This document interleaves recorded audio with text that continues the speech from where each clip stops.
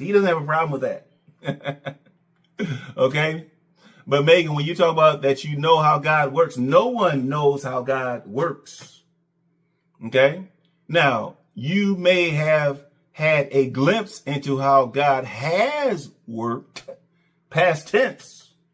Okay? But miracles and wonders, okay? They're unseen to this point. They're unseen. Okay? They're yet to occur. All right? They're unimaginable. So how in the world can you say you know how God works? And you already know, you've already committed God to your actions on this raggedy old camper having a ripple effect for your kids and for their kids. I'm like, what kind of foolishness? All right. And so we can only surmise that when you talk about the fact that you know how God works, you're referring to Tim. You're saying you know how Tim works. Okay. And you know that if you just follow the script, you stick to the script. Okay. You follow his lead. Yes. You participate. You aid and you abet. You serve as a willing accomplice to his schemes and his manipulations. If you just go along with it, then you can be that quote unquote happy wife. Okay. And as such, maybe your family can have a happy life. Yes.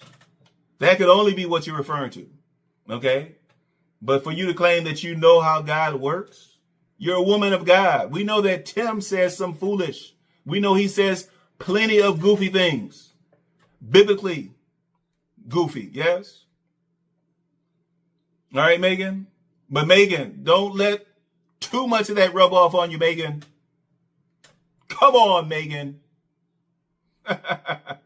It's so much bigger even than what we can see now and the fruit that I see now and the things that he's challenging me to do and asking me to do. And I know that my faith is growing, and it's like I can only see what's happening right now.